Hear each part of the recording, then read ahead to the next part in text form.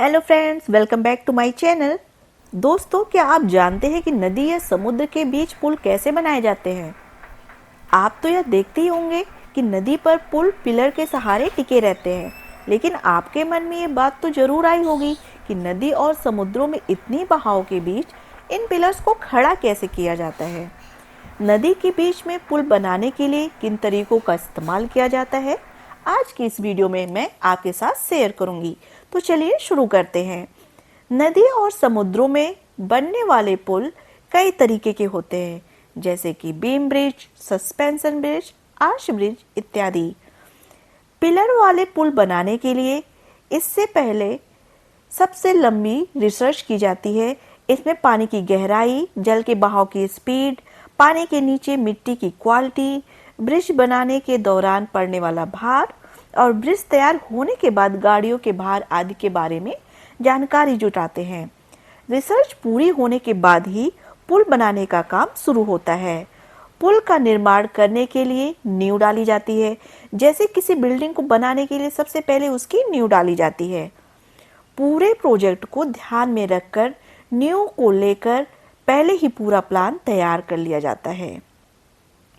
पानी के बीच रखे जाने वाले नींव को कॉफर डैम कहा जाता है। कॉफर डैम एक प्रकार से ड्रम के जैसे दिखते हैं। इन्हें क्रेन की सहायता से पानी के बीच में स्थापित किया जाता है। कॉफर डैम को बनाने के लिए स्टील की बड़ी बड़ी प्लेट्स का प्रयोग किया जाता है, इसलिए ये बहुत मजबूत भी होते हैं। कॉफर डैम आकार में गोल या स्क्वायर जैसे हो सकते हैं। यह पुल बनाने और नदी के बहाव आदि कई चीजों पर भी निर्भर करता है।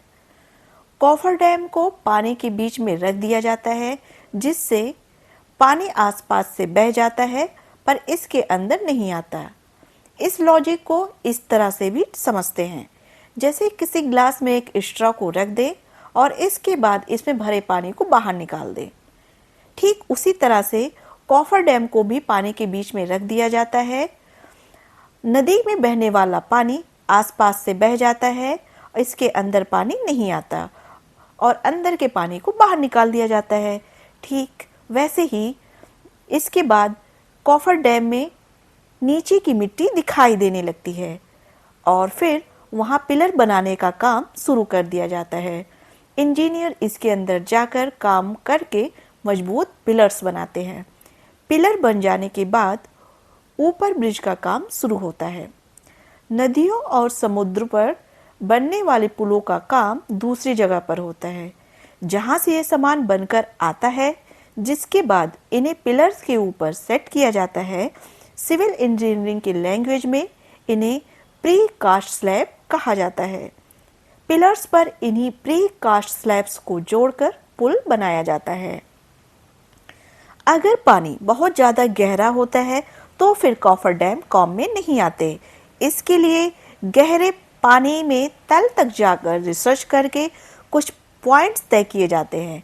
इसके बाद इन पॉइंट्स की मिट्टी की जांच की जाती है कि वो पिलर्स बनाने लायक ठोस है भी या नहीं। अगर मिट्टी ज़रूरत के मुताबिक ठीक पाए जाते हैं तो ही उस पॉइंट्स की जगह पर गहरे गड्ढे किए जाते हैं और इसके बाद गड्ढों में पाइप डाले जाते हैं। इन्हें समुद्र तल या नदी तल के ऊपर लाया जाता है। इसके बाद इनका पानी निकालकर पाइप्स में सीमेंट, कंक्रीट और स्टील बार्स का जाल डालकर पिलर्स बनाए जाते हैं। पिलर्स बनाने के बाद प्री कास्ट स्लैब्स को लाकर फिक्स कर दिया जाता है। तो दोस्तों, इस तरह से पुल बनाकर तैयार किया जाता है। दोस्तों, आशा करती हूँ कि आपको ये मेरी जानकारी पसंद आई होगी। अगर आपको मेरा ये वीडियो पसंद आया हो तो मेरे चैनल को सब्सक्राइब करना ना भूलें, जिससे मैं आगे इसी तरह के इंटरेस्टिंग वीडियो लाती रहूँ। Thank you.